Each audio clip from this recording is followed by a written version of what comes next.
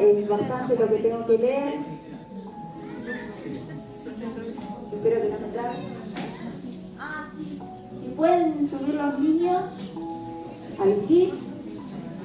Ese es el momento más feliz de los padres, ¿no? Hay una sonrisa. Muy bien, pueden subir a partir de los 3 años. Bien, segunda de Samuel 21 del 1 al 13. Yo lo voy a leer en la adopción TLA.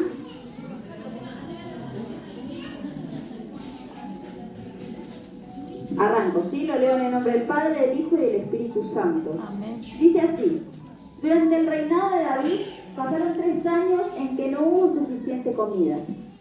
David le preguntó a Dios por qué los trataba tan mal, y Dios le respondió: si ahora ustedes no tienen que comer, la culpa es de Saúl y de su familia, pues él mató a muchos gabaonitas. Los gabaonitas no eran israelitas, eran parientes de los amorreos. Pero en los días de Josué, los israelitas habían hecho con ellos un pacto de paz. Sin embargo, Saúl había tratado de destruirlos para que Israel y Judá controlaran todo el territorio. Por eso David llamó a los gabaonitas y les dijo: ¿qué puedo hacer para reparar el daño que Saúl les hizo? Y para que ustedes le pidan a Dios que los bendiga. Los gabaonitas le respondieron: nosotros no queremos dinero, ni tampoco queremos que muera ningún israelita. El rey David volvió entonces a preguntarles: pues, ¿qué quieren que haga por ustedes? Y ellos le respondieron: Dios eligió a Saúl como rey de Israel, pero él trató de destruirnos. Queremos que usted nos entregue a 7 de los familiares de Saúl. Vamos a matarlos frente al santuario de Dios que está en Gibea, pueblo de Saúl. Y el rey David se comprometió a entregarle a 7 familiares de Saúl, debido al juramento que ante Dios David le había hecho a Jonatán. Le perdonó la vida a su hijo. Sin embargo, apresó a Armoni y a Mefiboset, los dos hijos que Saúl había tenido con Rispa, y la hija de Ayá, y también les entregó a los 5 nietos de Saúl, hijos de su hija Merab, y Adriel, el hijo de Barzilai de Meolá. Los gabonitas mataron a los 7 descendientes de Saúl al mismo tiempo. Los mataron en el cerro, frente al santuario de Dios. Esto sucedió durante la cosecha de cebada. En señal de tristeza, Rispa, la viuda de Saúl, se vistió con ropas ásperas y se acostó sobre la piedra cerca de los cuerpos de los 7 muertos. De día y de noche alejaba los cuerpos de los buitres y de los animales salvajes, y quedó allí desde el día en que murieron hasta el día que llegaron las lluvias. Años atrás, cuando los filisteos mataron a Saúl y a Jonatán en Gilboa, habían colgado sus cuerpos en la plaza pública de Bet-San. Sin embargo, la gente de Jabes se robó los cuerpos y los enterró en su ciudad. Por eso ahora, al saber David lo que estaba haciendo Rispa, fue a Jabes de Galad para pedir que le entregaran los huesos de Saúl y Jonatán. David juntó los huesos de Saúl y Jonatán y los huesos de los 7 muertos. Luego mandó que se los enterraran juntos a la tumba del padre de Saúl. Esa tumba estaba en Selá, en la región de Benjamín. Y tan pronto como se cumplieron las órdenes del rey David, Dios escuchó sus oraciones y bendijo al país. Amén. Largo el texto, pero quería que ustedes entiendan todo el contexto, ¿sí? Amén. Bien. La palabra habla de una mujer. No sé cuántos conocen la historia de Rispa. ¿La conocen? Bueno, yo la verdad que tampoco la conocía, sí había escuchado de ella, pero no conocía su historia, ¿sí? Y dice que el nombre Rispa significa piedra y carbón encendido y pavimento, ¿sí? Y después, bueno, vamos a entender el significado de esta mujer. Toda la historia se basa, o la historia que nosotros vamos a hablar hoy, se basa en el hecho que tuvo que pasar esta mujer. Dice que Rispa era la viuda del rey Saúl, ¿sí? Y bueno, esta parte de la Biblia habla de eso, de la historia de la vida de la viuda de Saúl. Dice una mujer que lo perdió todo, ¿sí? Porque ya había perdido a su esposo, ahora había perdido a sus hijos y también a sus nietos. Decí conmigo, lo perdió todo, ¿sí? Y nosotros sabemos que la familia es lo más valioso. A ver, ¿cuántos pueden levantar la mano y decir si mi familia es lo más valioso? ¿Bien? Bueno, dice que ella perdió lo más valioso, ella perdió a su familia. Y el contexto habla, ¿sí?, que los hijos de Saúl, los nietos de Saúl, habían muerto de una manera, ¿sí? Dice que ellos fueron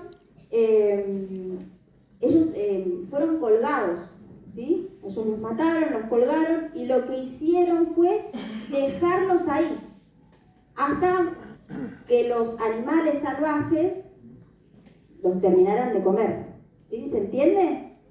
Y dice que esta muerte era una muerte deshonrosa, ¿sí? Esta muerte era una muerte que significaba maldición y deshonra, ¿sí? Dice que las personas que morían de esta manera no podían tener una sepultura, una santa sepultura, ¿sí? Ellos no podían ser enterrados, ¿sí?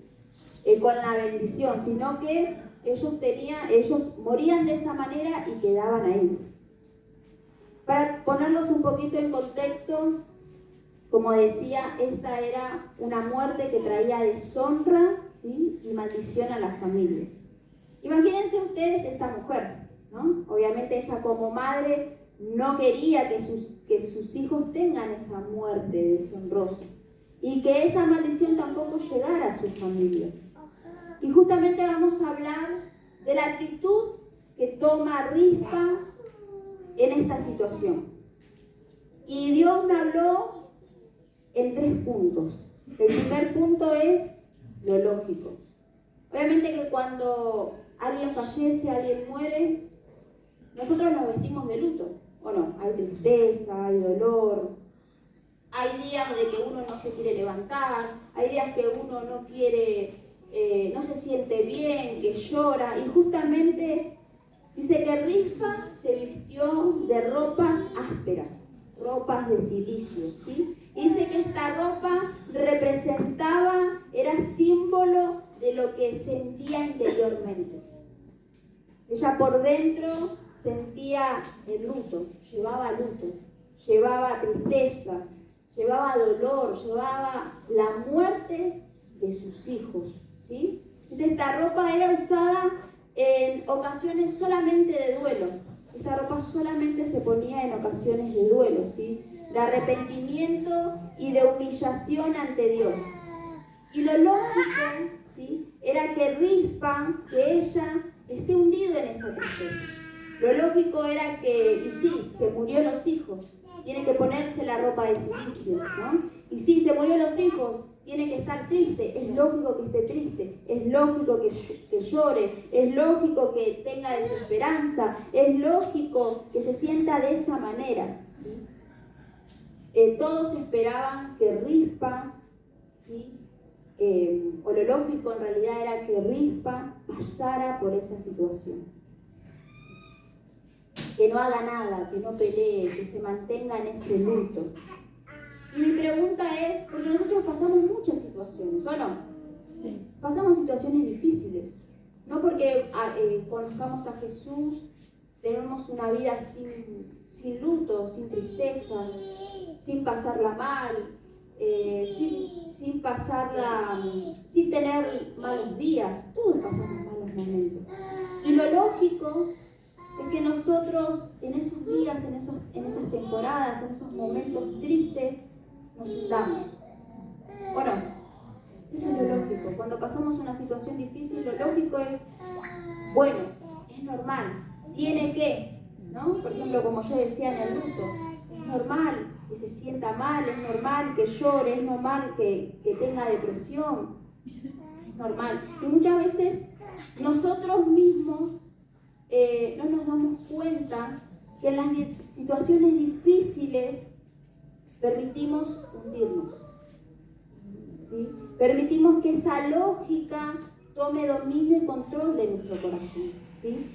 ¿Qué quiero decir con esto? Que nuestras emociones, lo que nosotros estamos sintiendo, que nuestras emociones tomen dominio y control de nosotros, ¿sí? Que nuestro corazón tome dominio y control de nosotros. Eso es lo lógico. Lo lógico para el mundo es que nosotros nos hundamos. Pero decir conmigo, para Dios, esa no es la lógica. Dios no quiere que en medio de las situaciones nosotros nos hundamos. Dios no quiere que en medio de las situaciones nosotros nos hundamos en la depresión, en la amargura, en la tristeza, en la desesperanza, en la falta de fe. Dios quiere que nosotros hagamos algo más. El segundo punto es, lo que hizo Rispa es algo extraordinario. Dice que a pesar de que ella estaba cansada, ella hizo algo extraordinario. Se dice cansada, pero no derrotada. Mirá el que tenés al lado y decirle cansada, pero no derrotada. ¿Sí? Dice su vida cambió. No solo por la pérdida de sus hijos, porque dice que Rispa,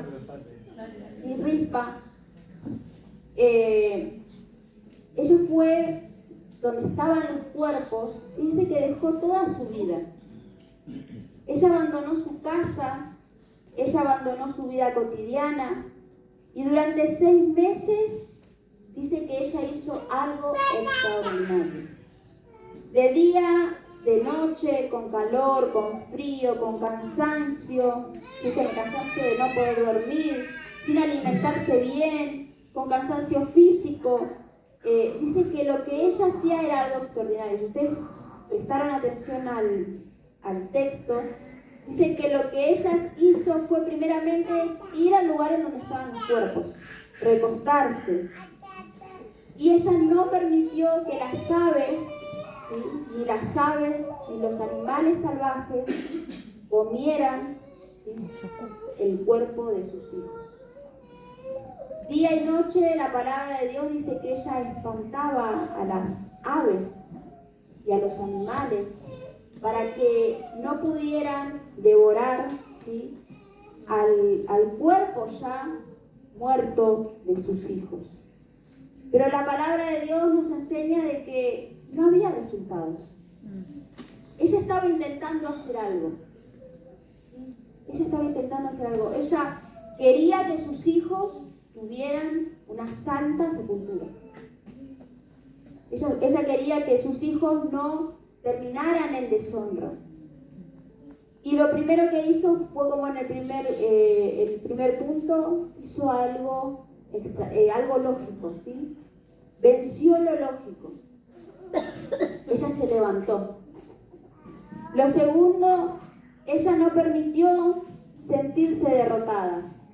Estaba cansada, estaba agobiada, pero lo que ella hizo fue levantarse a cuidar el cuerpo de sus hijos, ¿sí?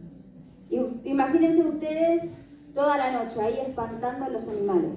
Y aparte los cuerpos ya tenían olor, ¿sí? De día, de noche, con cansancio, con agotamiento y sin ver los resultados. Porque sus hijos estaban colgados y nada había pasado. Dice, un clamor, una entrega, un amor extraordinario. No importa la sentencia, ese tiempo tiene que activarte a hacer algo extraordinario. Cuando nosotros pasamos por problemas, dificultades, la pregunta es, ¿qué haces? Porque te podés sumir, te podés someter a la situación y dejar que tus emociones te controlen, dejar que la desesperanza te controlen, pero dice que lo que ella hizo fue entregarse. Porque justamente ella dejó toda su vida. Y fueron 6 meses intentando hacer algo sin resultados. Y muchas veces nosotros en medio del proceso lo que hacemos es abandonar, tirar la toalla, decir ¿para qué voy a la iglesia? ¿Para qué oro? ¿Para qué sirvo a Dios? ¿Por qué tengo que seguir haciendo lo mismo y no encuentro resultados, no encuentro lo que estoy buscando? Dice que esta mujer hizo algo extraordinario y Dios nos anima a eso, a que nosotros hagamos algo extraordinario, a que nosotros tengamos esa milla extra, ¿sí? Aunque no veas los resultados. Mirá que tenés al lado y decirle, aunque no veas los resultados. Porque sería fácil, ¿no? Sería fácil ver los resultados rápidos. Sería fácil decirle a Dios, te sirvo, teniendo los resultados rápidos. Pero Dios en este tiempo nos anima a que, aunque estemos pasando por situaciones difíciles, porque fíjense, yo creo que para una madre lo peor es esto, ¿no? Que se muere un hijo. Ella se quedó sin descendencia porque todos sus hijos habían muerto, sus hijos varones. Y ella lo que hizo fue hacer algo más. ¿Sí? Ella no se dejó vencer. Ella no se dejó desanimar. Hay algo en ella que se activó. Y la pregunta es, ¿estás activado? ¿Tu fe está activada? ¿Estás haciendo algo extraordinario? ¿Estás haciendo algo diferente? ¿Estás cansado y estás derrotado? ¿O estás cansado y tenés todavía fuerzas para luchar, para alcanzar la victoria? Eso es lo que Dios quiere para nosotros. Dice que nada la detenía. Seguramente muchos admiraron, ¿sí?, a esta mujer. Y muchos otros seguramente se burlaron o la trataron de loca. Pero nada la detuvo. Ni el cansancio, ni lo que otros le decían, ni los pronósticos, nada detenía a esta mujer. Porque ella quería algo, ella quería que suceda algo. Amén. Entonces nada la detuvo. Y la pregunta es, ¿qué está intentando detenerte? Porque en medio del proceso hay muchas cosas que a nosotros nos intentan detener. Nuestros pensamientos, nuestra familia, las actitudes de los demás, nuestros miedos, nuestra vergüenza. Y Dios te dice, seguí, no te detengas. Si hay algo intentando detenerte, es porque la victoria está cerca. Amén. Si hay algo que está ahí molestándote para que no avances, es porque la victoria está cerca. Mientras más luchas, decirle que tenés al lado, mientras más luchas tengas, más cerca está la victoria. ¿Sabes qué? Dios quiere que nosotros entendamos que no es tiempo de tirar la toalla. Que las situaciones difíciles no son para alejarnos de Dios, son para aferrarnos a Él. Las situaciones difíciles no son para creer que Dios nos abandonó, sino para conocer a ese Dios bueno, que puede hacer milagros, a ese Dios que puede revertir las situaciones. ¿Cuántos creen eso? ¿Cuántos creen que Dios puede revertir su situación? Amén. Dios puede revertirlo. El tema es que está en nosotros. Está en nosotros si nos detenemos o no. Está en nosotros si damos esa milla extra o no. Está en nosotros si hacemos algo extraordinario o no. A pesar del cansancio, a pesar de que no hay resultados, a pesar de que lo que estoy haciendo me parece que es en vano. Como tercer punto y último, dice que la firmeza de esta mujer traspasó su generación. Y dice que esta firmeza de todos los días, de a cada hora ahuyentar a las aves, a los animales salvajes, Eso hizo que el rey David se enterara. Y eso fue lo que tocó el corazón del rey David. Dice, cuando el rey David se enteró, mandó a juntar los huesos de Saúl y Jonathan, que estaban en Galat. Y junto con los huesos de los 7 hombres fueron enterrados en la tumba de Quis, el padre de Saúl. ¿Qué quiere decirnos la palabra? Es que Dios, a través de los procesos, va a tocar nuestra generación. Dice, David decidió dar digna sepultura no solo a los dos hijos de Rispa, sino a toda la descendencia de Saúl. O sea, que Dios no solamente hizo el milagro, porque los cuerpos de los hijos de Rispa al final tuvieron una santa sepultura cuando no se podía hacer eso. Dios toca el corazón del rey David para que suceda esto, y no solamente sucede con sus hijos, sino que sucede también con Saúl, con Jonathan, y dice que toda esa descendencia había sido sepultada con el rey, con el padre, ¿sí?, de Saúl. ¿Qué te quiere decir Dios con eso? Que necesitas firmeza. Necesitas ser firme. Que lo que Dios te dijo, decir conmigo, Dios lo va a cumplir. Dios va a cumplir esa promesa. Dios va a cumplir lo que te prometió. Pero solo que muchas veces, así como las aves fueron sobre el cuerpo de los hijos de Rispa, muchas veces el enemigo viene con pensamientos, con palabras, con situaciones, con problemas, para que no veas la obra de Dios.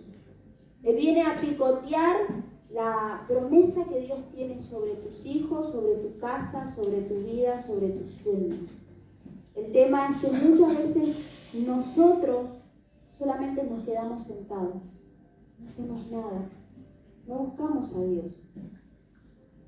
Y en la vida de esta mujer podemos ver que a pesar de su dolor, que a pesar del pronóstico, ya no era un pronóstico, sino que era muerte sobre sus hijos, sobre su casa, a pesar de lo que ella vivió, de lo que ella estaba viviendo, de esa tristeza, ella se levantó a hacer algo. Ella se levantó a cuidar el cuerpo de sus hijos. Y Dios en este tiempo anhela que nosotros nos levantemos a cuidar la promesa que Él tiene para nosotros. ¿Alguno tiene promesa de Dios? A ver, amén. Sobre su casa, amén. Sobre sus hijos, amén. Su familia, amén. Su salud, amén. Su prosperidad, amén. Tenés que cuidar, amén, esa promesa. Van a venir las aves, van a venir los animales a querer, ¿cómo se dice? A querer picotear. Va a venir el enemigo a querer decirte que Dios no va a cumplir la promesa. Porque el diagnóstico, el pronóstico o la situación que estás viviendo te está diciendo que es algo imposible. Pero así como esta mujer se levantó, como esta mujer tuvo que hacer algo diferente durante 6 meses, Dios te pide que hagas algo diferente. Dios te pide que confíes. Dios te pide que aunque no tengas ganas de levantar las manos, no tengas ganas de levantarte, que aunque no tengas ganas de alabarlo, lo hagas. Porque después de esto, así como el rey David vio la actitud de esta madre, y esta madre halló gracia delante del rey, Dios te dice lo mismo. Yo quiero hallar gracia delante, yo quiero hallar gracia en tu vida para darte la promesa. Amén. Por tu firmeza, por tu persistencia y la fe, la bendición cae sobre tu casa y tu generación. Amén. Esto fue lo que pasó con esta mujer. Ella no tenía nada que ver, sus hijos no tenían nada que ver. Ellos no tenían nada que ver. Pero hallaron la muerte. Y en ese proceso ella pudo sacar esa guerrera, como dice su nombre. Su nombre significa carbón encendido. Y Dios quiere que nosotros seamos ese carbón encendido. Que en medio de los problemas, de las pruebas, de las dudas, nosotros luchemos, batallemos, que creamos que Dios tiene algo más que lo que hoy estoy viviendo, que creamos que Dios tiene algo más de lo que hoy estoy pasando, que creamos que Dios va a cumplir su promesa. Amén. Amén. Por último, dice el Salmo 40, del 1 al 4, dice: puse en el Señor toda mi esperanza. Él se inclinó hacia mí y escuchó mi clamor. Me sacó del foso fatal, del lodo y del pantano. Puso mis pies sobre una roca y me plantó en terreno firme. Puso en mis labios un cántico nuevo, un himno de alabanza a nuestro Dios. Al ver esto, muchos tuvieron miedo y pusieron su confianza en el Señor. Dichoso es quien pone su confianza en el Señor y no recurre a los soberbios ni a los que se pierden tras la mentira. Amén. Qué hermoso salmo, ¿no? Dice: puse toda mi confianza y Él se inclinó hacia mí. Decí conmigo: Dios se inclina hacia mí. Hacia mi dolor, hacia mi tristeza, hacia mi necesidad. Dios se inclina. El tema es que muchas veces nosotros no ponemos nuestra confianza en Él. El tema es que muchas veces somos lógicos. Vivimos en la lógica. Y sí, me va mal, y voy a dejar de orar. Y no veo la respuesta, y voy a dejar de congregarme. Y me pasa esto, y me enojo con Dios, le echo la culpa a Dios. No. Muchas veces somos lógicos, y Dios no quiere que nosotros caminemos sobre la lógica. Dios quiere, como dice el Salmo, que nosotros coloquemos nuestros pies sobre la roca. Y la roca es Cristo. Decía el que tenés al lado: la roca es Cristo. No es lo lógico, no es el diagnóstico, no es la probabilidad, no es lo que te está pasando, no es lo que estás viviendo. Dios quiere que nosotros vivamos por fe. Amén. Que veamos con ojos de fe y que dejemos de ver con ojos de lógica. ¿Amén? Amén. Decí conmigo: tengo que hacer algo extraordinario. Y no sé qué es lo que tienes que hacer, pero sí sé que Dios te va a guiar. Dice que Dios te va a animar. Decí conmigo: día y noche. Y te vas a cansar. Te vas a cansar, día y noche lo vas a tener que hacer, aunque no veas los resultados. Dios tiene el día y la hora de la respuesta para esa oración. Amén. Dios tiene el día y la hora de la respuesta a eso que le estás pidiendo, a eso que le estás, por lo que estás batallando. Dios tiene la respuesta. Recordá que un clamor, una entrega, un amor extraordinario hace que actives tu fe. Dios quiere que vos actives tu fe, pero para eso necesitas hacer algo extraordinario. Nosotros estamos muy acostumbrados a lo fácil. Nosotros creemos que es orar y nada más. Y sí, es orar, confiar en el Señor, pero hay algo que tenés que hacer. Dios no va a cambiar nuestra vida si nosotros no queremos cambiar, si nosotros no damos pasos para cambiar. Si Dios nos pide algo, nosotros tenemos que obrar en eso. Por eso la palabra nos enseña que tenemos que dar algo más. Tenemos que dar esa milla extra. Y decir al que tenés al lado: no tenés que detenerte. No tenés que detenerte, tenés que creer. Tenés que creer. Decirle al que tenés al lado: tenés que creer, no te duermas. Tenés que creer. Cree. Porque si vos seguís hacia adelante, si vos seguís creyendo en la palabra de Dios, la victoria va a llegar. Amén. Va a llegar. Va a llegar. Tenerlo por seguro. Va a llegar. Nosotros esperamos 4 años y medio con Esteban para que llegue Pedro. Pareció mucho más, pero llegó. Y en los momentos difíciles yo decía: no va a llegar. No va a llegar. No va a pasar. Pero llegó. Y hoy podemos disfrutar a un hijo hermoso. Gracias por ese amén. Y por último, tener la firmeza. No importa quién se levante, no importa que te diga, pero vos estás loco, ¿cómo vas a perdonar esto? Vos estás loco, ¿cómo vas a hacer esto? ¿Cómo vas a seguir a Dios? ¿Vos estás loco? No escuches. Seguí, porque si Dios te prometió, sé que tienes al lado de Dios te va a cumplir. Tu firmeza, tu persistencia, tu fe van a traer la bendición a tu casa. Amén. ¿Cuántos creen eso? Amén. Y Dios va a tocar tu generación. Dios va a traspasar tu generación. Amén. Lo que parecía imposible, Dios lo va a cumplir. Amén. Amén. Pero para eso necesitamos poner nuestra confianza en el Señor. Nuestros pies sobre la roca. Amén. Decí conmigo, firme. Me planto firme en la roca. Amén. Ponete de pie, vamos a orar.